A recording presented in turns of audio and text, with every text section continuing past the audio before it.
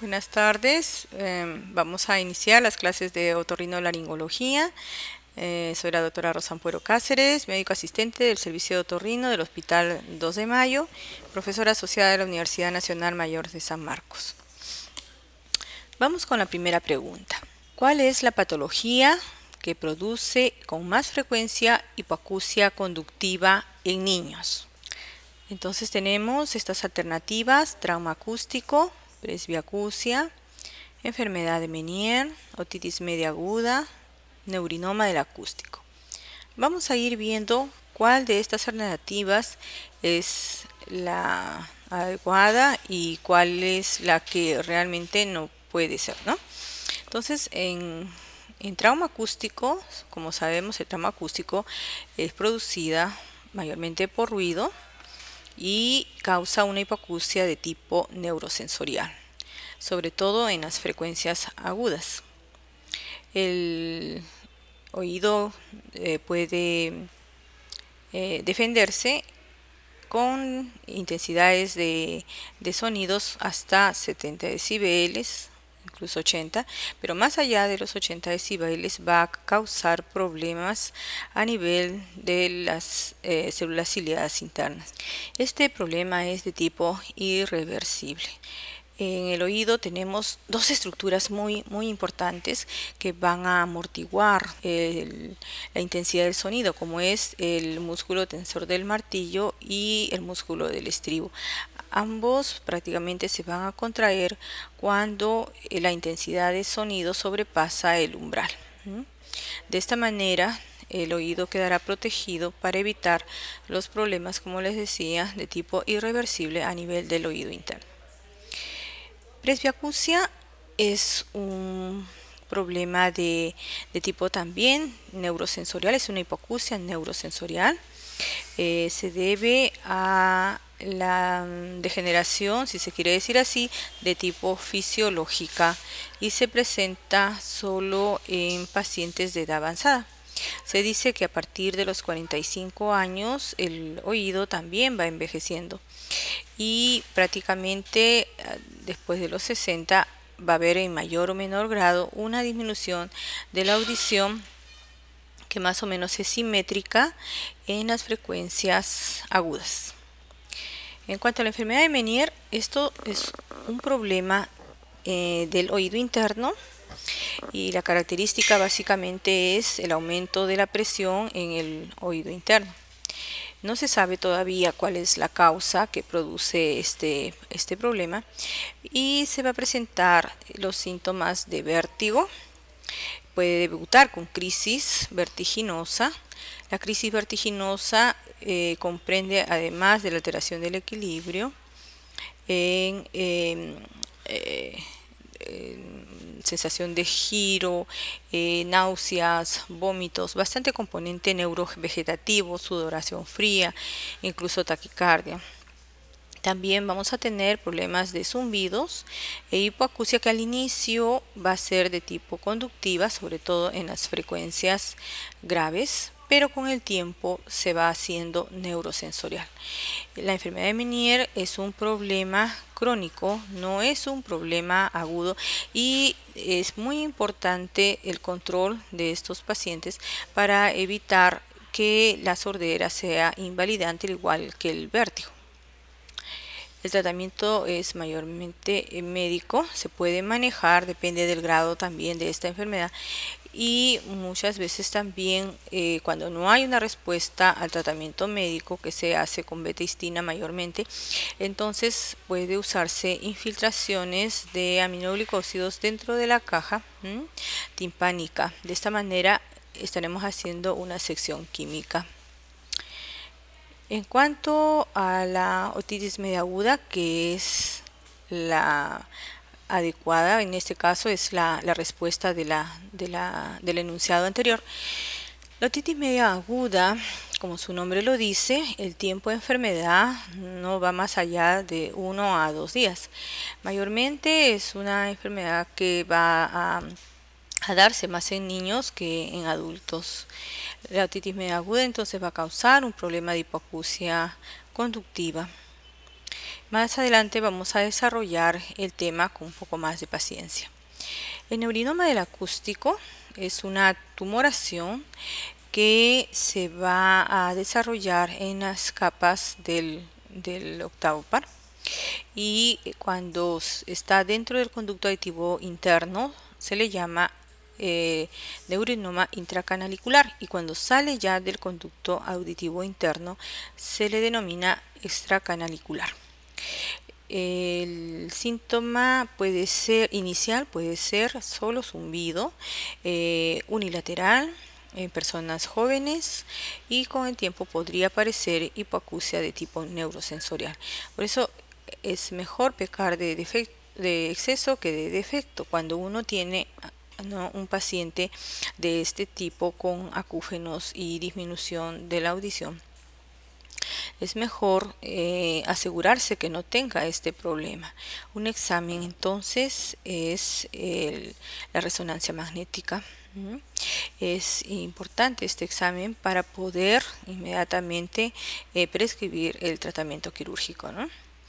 La tomografía también puede ser un examen, ¿no?, importante para este tipo de tumoración, pero mayormente se va a ver cuando los tumores son, digamos, más allá de 1.5 a 2 centímetros, ¿no? Y la idea es de inmediatamente poderlos detectar para poder indicar la intervención quirúrgica, ¿no?, y evitar complicaciones mayores.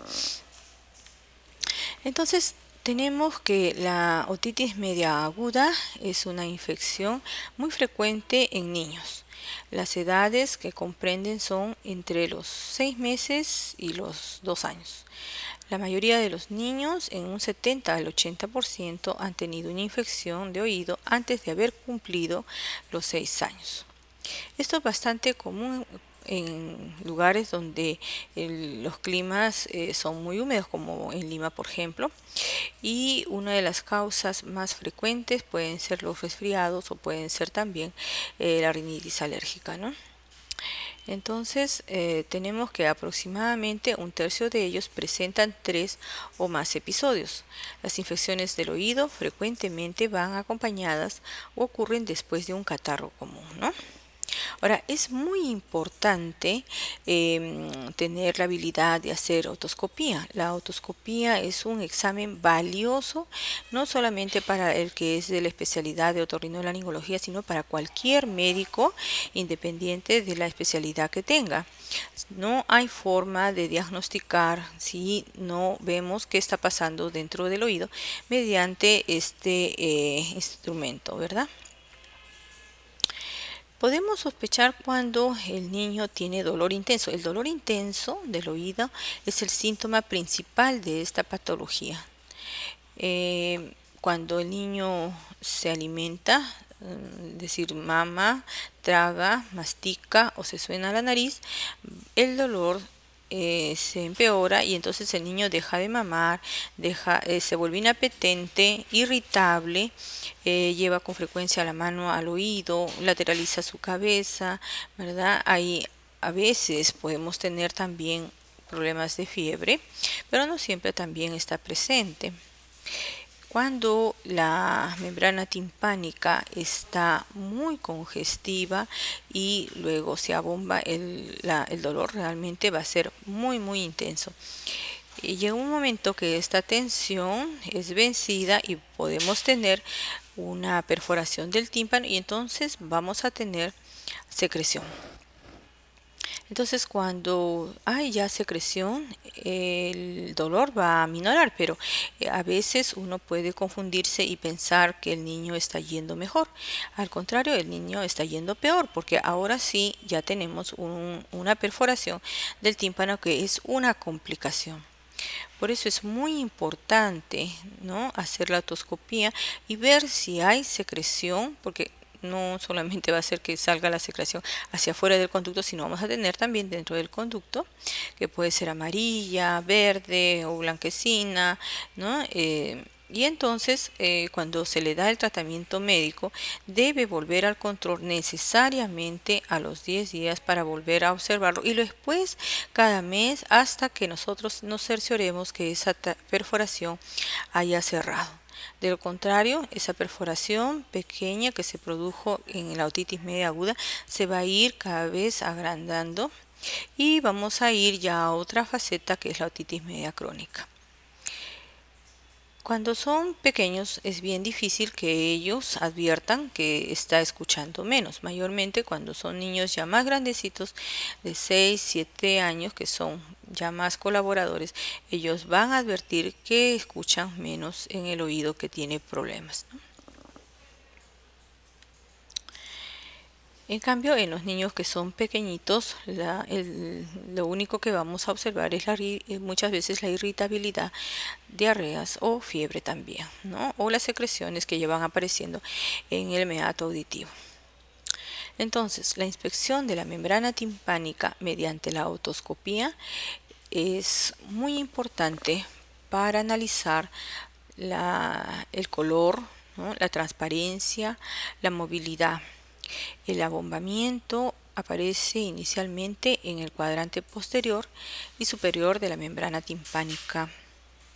Hay eritema, puede haber perforación, como acabamos de decir, presencia de sangrado, ¿no? A veces la madre nos dice, estaba llorando anoche y en la mañana he visto gotas de sangre en la almohada. Esto nos debe hacer pensar de que ha habido ya una complicación.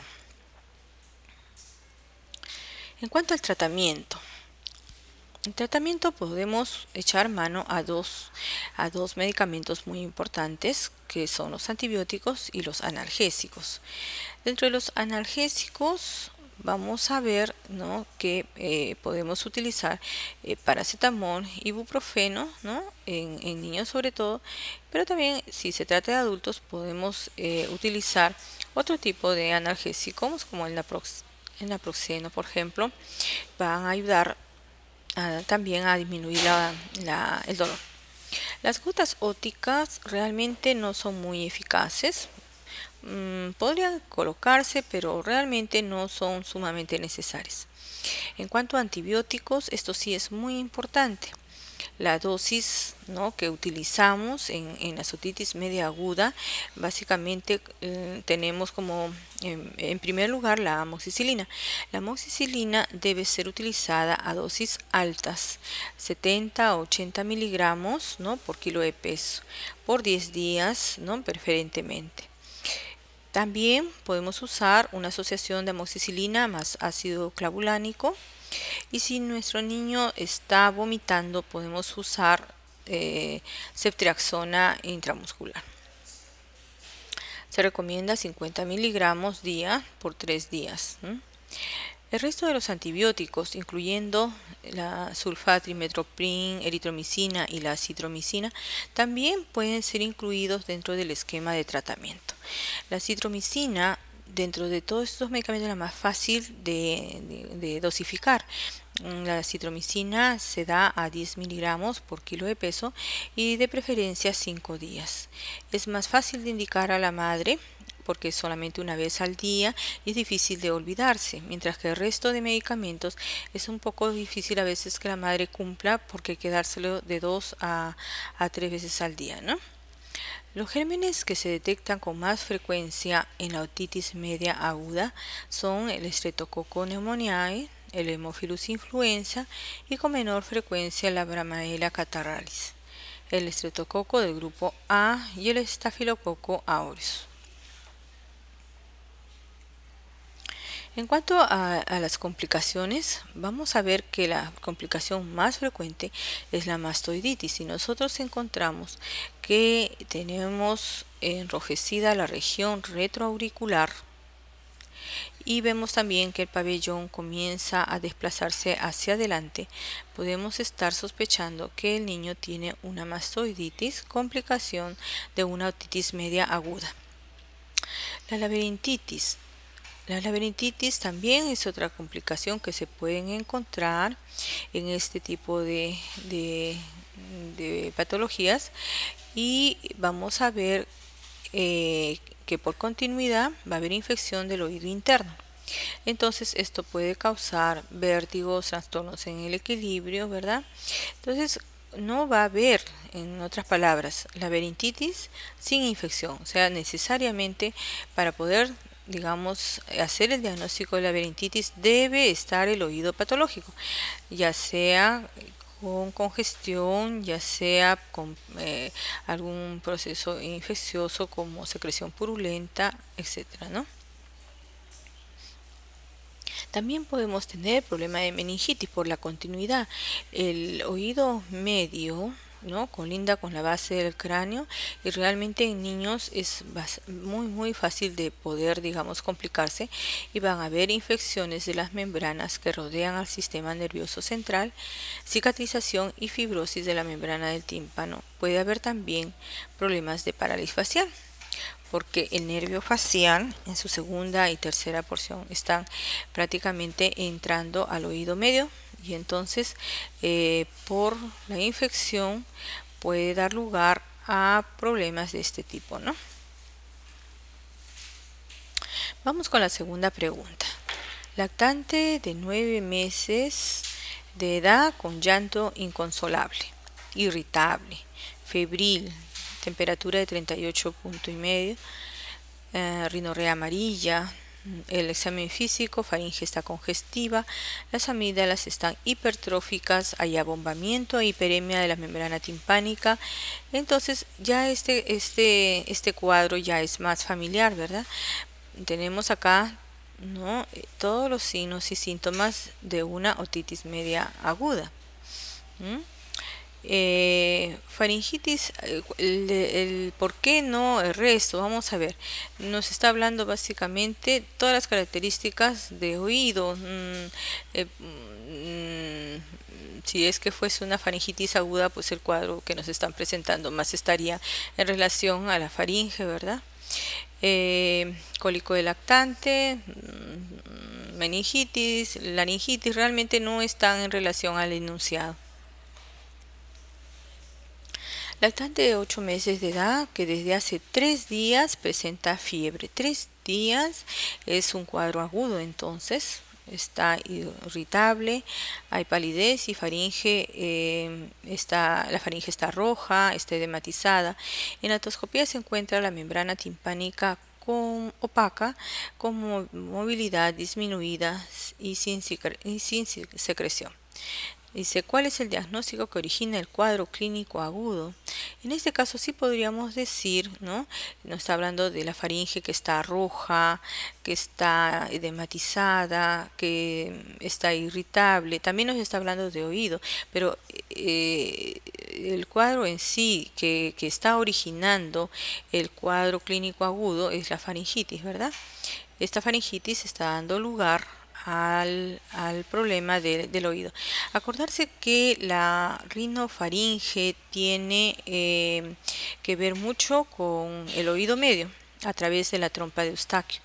Las características del oído en niños prácticamente lo hace fácil de contraer una enfermedad de oído porque la trompa de Eustaquio es más corta, es ancha y más recta.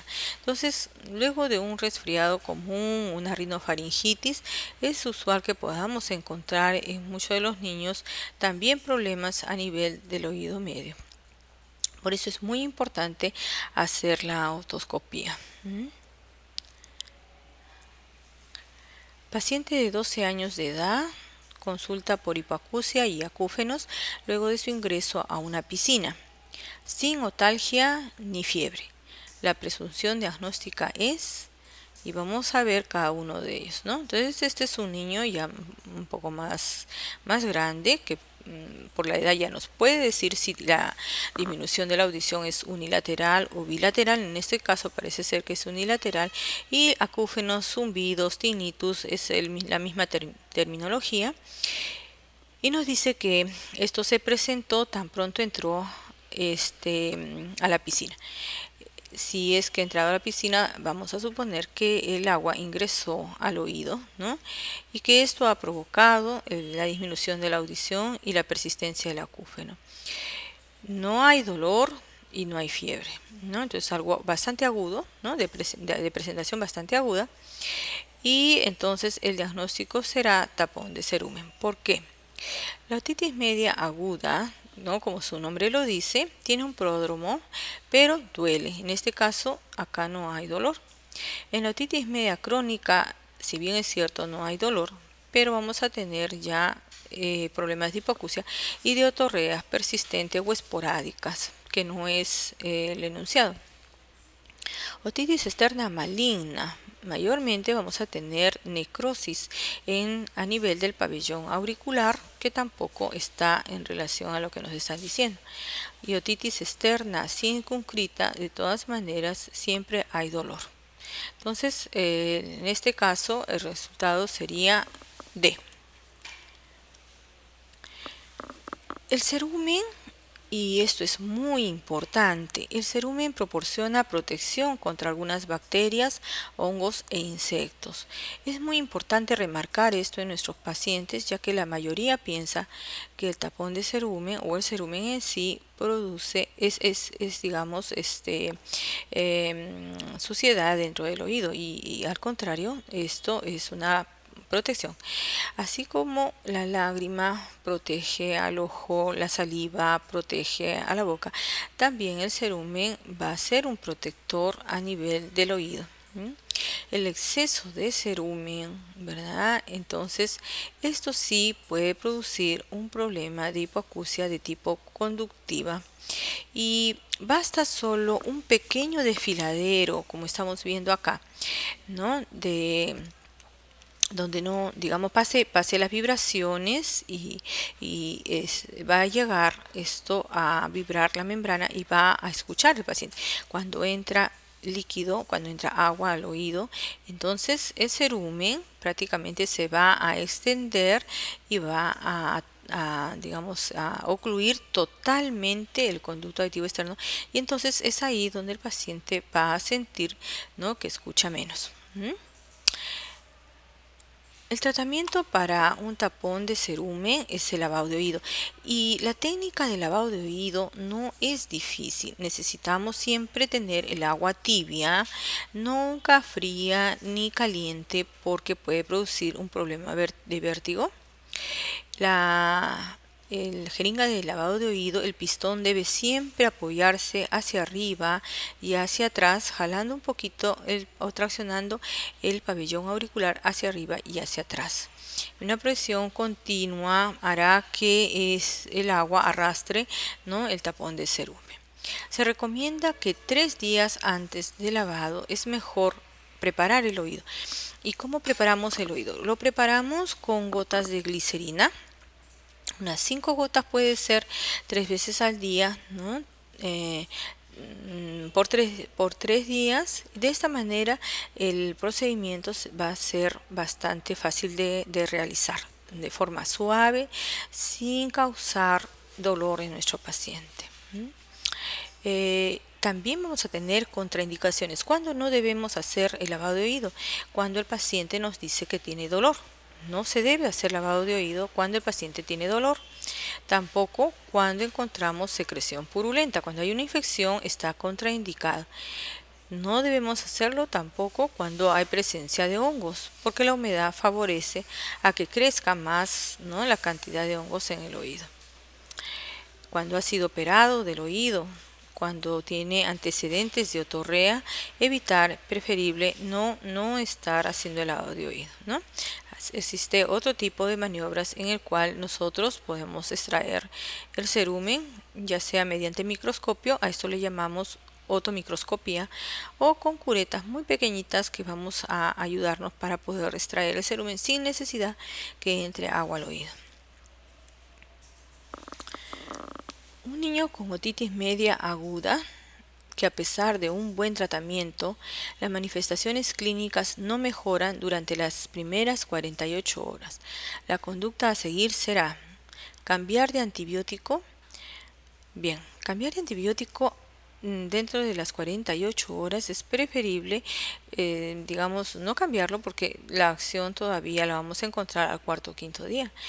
Si es que realmente hemos hecho bien el diagnóstico. Entonces, no se debe cambiar de antibiótico. Tranquilizar a los familiares, bueno, de hecho es bueno tranquilizar a los familiares. Volver a examinar es lo mejor. A veces nosotros estamos pensando que el foco infeccioso es el oído y a lo mejor esto va bien y tiene anexo algún otro problema, ¿no? Como una bronquitis, algún otro problema de tipo respiratorio. Aplicar gotas ópticas, como decía, no es muy, digamos, no tenemos muchas, no es muy eficaz las gotas. Y agregar antiinflamatorios, bueno, sí, de hecho hemos hecho un buen diagnóstico al inicio, hemos dicho de que utilizamos tanto antibióticos como analgésicos, entonces lo que conviene es volver a examinar y nuevamente ver si realmente era nuestro diagnóstico para que veamos si estábamos en la conducta, ¿no? Adecuada. Aquí tenemos paciente de 70 años de edad, acude a emergencia por presentar dolor de oído leve a moderado, hipacusia, antecedentes de haber realizado natación en días pasados y frecuente limpieza de oído con hisopo. El diagnóstico más probable es, y esto es muy común, no solamente en pacientes de esta edad, sino en cualquier edad. La mayoría de pacientes, ¿no? Piensa que lo ideal es hacer la limpieza del oído con hisopo, introduciendo el hisopo dentro del conducto auditivo externo. Esto está contraindicado. No debe ingresar ningún objeto dentro del conducto auditivo externo porque esto va a quitar la capa protectora al oído y puede producir un sinfín de complicaciones, ¿no? Entonces, vamos a ver, aquí tenemos el diagnóstico más probable es, vamos a ver, meningitis bulosa, otitis externa, otomicosis, tapón de cerumen, otitis media. Dentro de estos, la meningitis bulosa se caracteriza por una membrana timpánica y se va a ver como, como unas burbujas en la membrana, ¿no? Como unas ampollas en la membrana, cosa que en ningún momento nos dice.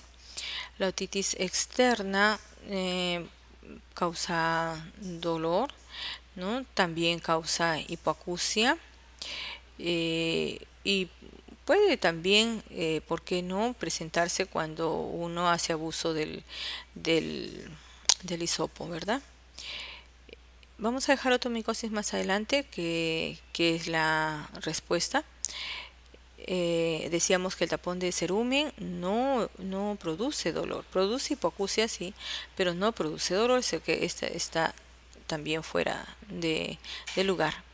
La otitis media no nos habla de cómo está la membrana timpánica, si está enrojecida, si está congestiva, ¿no? Entonces, esta asociación de pacientes que han estado colocando, como digo, ¿no? El hisopo dentro del conducto puede dar lugar a dos cosas, o a otitis externa o a otomicosis, ¿no? Vamos a desarrollar un poquito otomicosis, que es bastante frecuente en nuestro medio. Entonces, el mal uso del hisopo puede generar infecciones bacterianas, micóticas, mixtas también, tanto bacterias como hongos, perforaciones de membrana timpánica, que es lo más grave, ¿no? En cuanto a la otomicosis, vamos a tener dos tipos de hongos. El más frecuente es el Aspergillus niger. Este es el más frecuente, seguido de candidiasis. Como ven ustedes, acá encontramos, ¿no?, las hifas, que en algunas veces se puede ver como si fuese un algodón metido dentro del oído. Entonces aquí está contraindicado el hacer lavado de oído. Entonces, más humedad produce mayor cantidad de hongos. Lo que vamos a hacer es aspirar todas estas secreciones, podemos colocar gotas o también podemos alguna crema antimicótica, hacer las curaciones dejando 3 días para que se mejore la piel. del conducto auditivo externo. Debemos evitar que entre agua al oído cuando se lave la cabeza, y como la flora generalmente es mixta, debemos dar antibiótico terapia por vía oral. El tratamiento de una otomicosis más o menos va entre 10 a 14 días, es lo ideal. Esto es lo que hacemos en la especialidad. A través de la otomicroscopía utilizamos el microscopio y con unas cánulas muy delgaditas vamos a aspirar las secreciones, y luego vamos a colocar, como le decía, gotas o crema antimicótica. Por vía oral podemos dejar algún antibiótico. Va bien la digloxacilina, también la ciprofloxacina. Pacientes de 6 años con antecedentes de resfriado común de una semana de evolución. Presenta otalgia derecha, hipoacusia, fiebre. ¿Cuál es la posibilidad diagnóstica? Entonces vamos a ver, analizar. Decimos, es un niño. Dice, una semana es un problema agudo, caracterizado por dolor, y ya estamos pensando en una otitis media aguda, ¿verdad? Está con fiebre, está con hipoacusia, y dentro de todas estas posibilidades, entonces vamos a ver, podemos, acá tenemos varias alternativas: otitis externa, otitis media aguda, cerumen, otitis media crónica, cuerpo extraño en oído. Entonces acá la más acertada es otitis media aguda, ¿no?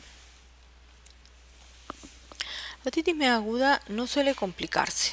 No obstante, cuando lo hace es con más frecuencia, y habíamos dicho ya hace un momento que podemos encontrar varios problemas, ¿no? Podemos encontrar petrocitis, podemos encontrar meningitis, mastoiditis, sordera súbita, osteomielitis, cualquiera de ellos. Pero dentro de todos, el más frecuente es la mastoiditis, ¿no? Que es lo que habíamos señalado hace un momento.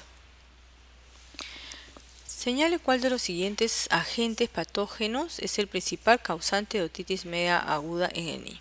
Realmente los agentes patógenos más frecuentes son los comunes en la vía respiratoria, pero vamos a ver que cada uno tiene un porcentaje mayor o menor grado. Entonces, dentro de estas alternativas, como son Haemophilus, Streptococcus pneumoniae, Moraxella catarrhalis, que son las tres que se presentan más en la otitis media aguda, dentro de estas la más frecuente es el Streptococcus pneumoniae.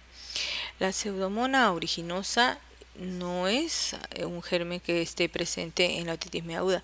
Esto más se ve en la otitis media crónica. En la epístasis posterior, y eso es también un cuadro, digamos, que se presenta sobre todo cuando estamos en emergencia, ¿no? Dice, en la epístasis posterior, el taponamiento nasal con efecto terapéutico debe ser colocado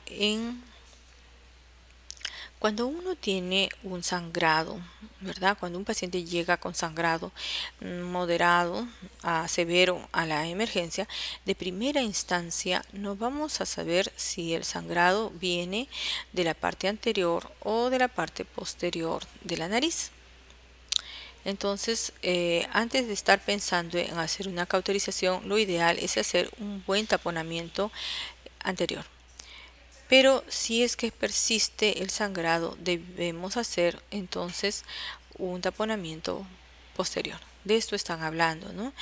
De aquel paciente que llegaron a hacer taponamiento anterior y que luego no para el sangrado, y entonces van a tener que hacer un taponamiento, ¿no? En la parte del tercio posterior de la nariz.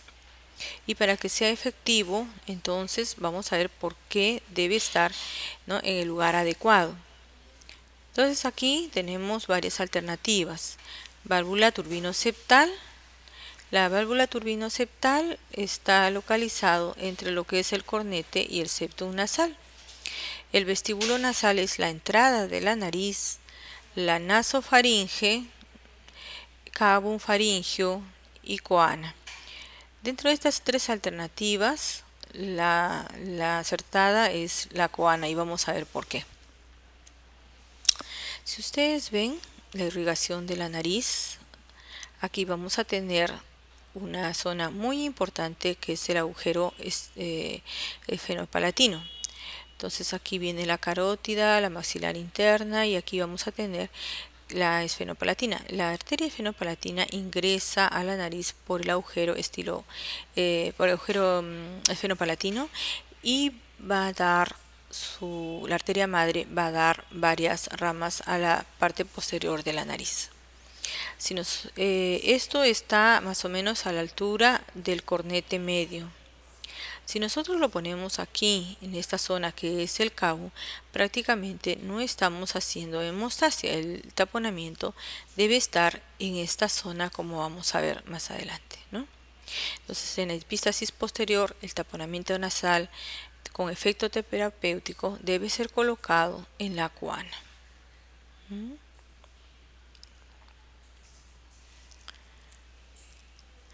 ¿Cuál es el tratamiento inicial de la epístasis de la nasofaringe? ¿Cuál es el tratamiento inicial de la epístasis de la nasofaringe?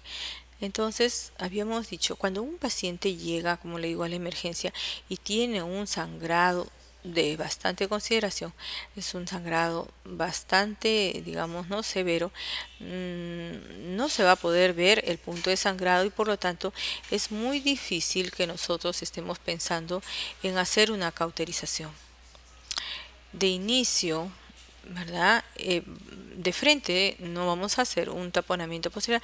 No va a haber forma de cómo diferenciar si es anterior o posterior. Por eso que siempre se comienza con el taponamiento anterior. Y si es que vemos que al aperturar la boca el sangrado persiste en la faringe, entonces sí tendremos que retirar el taponamiento anterior y luego hacer el taponamiento posterior.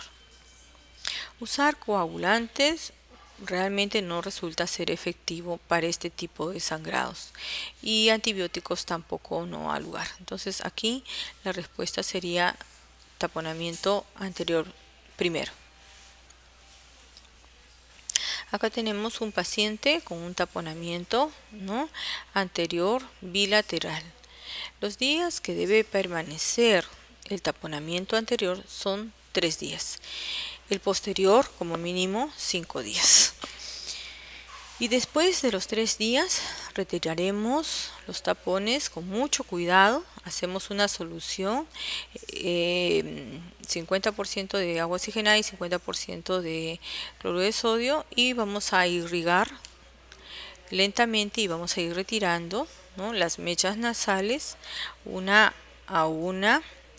No arrancar los tapones, no sacar los tapones en forma brusca, porque vamos a tener acá que el organismo está produciendo ya las pequeñas costritas y si nosotros sacamos en forma rápida estas mechas nasales, vamos a hacer que esas costras que el organismo estaba formando sean, digamos, también sacadas de su lugar y va a haber un sangrado considerable.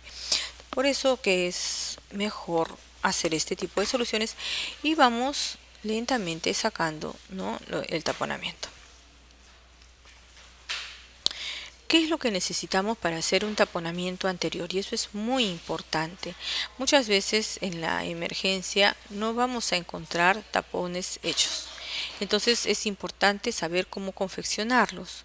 Para confeccionar un taponamiento anterior, ¿no?, debemos tener una gasa, vean ustedes, de 35 a 40 centímetros de largo por 10 de ancho. Y luego vamos a doblarla sobre sí misma, haciendo más o menos la dimensión de 1 centímetro. Nunca usar gasas como estas, pequeñitas, ¿verdad? Porque al momento que nosotros colocamos la primera, la segunda, la tercera, miren cuántos tapones hay acá, y bueno, puede ser que cohíba el sangrado, pero quien retira el taponamiento no sabe que hemos metido tantísima cantidad de gasas y puede sacar las primeras y dejar por ahí, ¿no?, una dentro de la nariz y producir un problema de cuerpo extraño. Este cuerpo extraño puede dar lugar a un problema de infección, una sinusitis o también más adelante a un rinolito, ¿verdad? Entonces es mejor utilizar una gasa larga como la que estamos viendo acá. Y después también es muy importante tener un espéculo nasal o también llamado rinoscopio y una pinza bayoneta o puede ser una pinza también recta larga con la cual nos vamos a ayudar a hacer el taponamiento.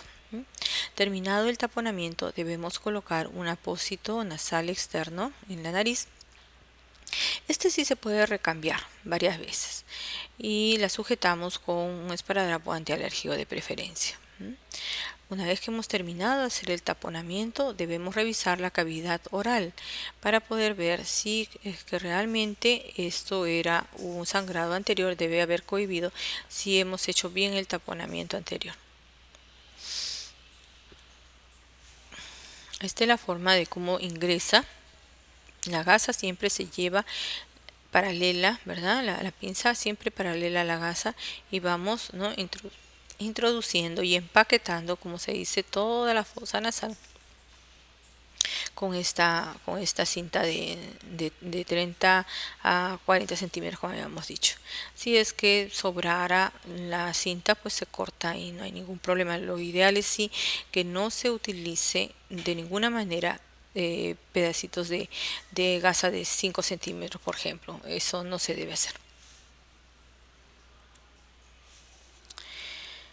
Esto es un taponamiento posterior con sonda Foley.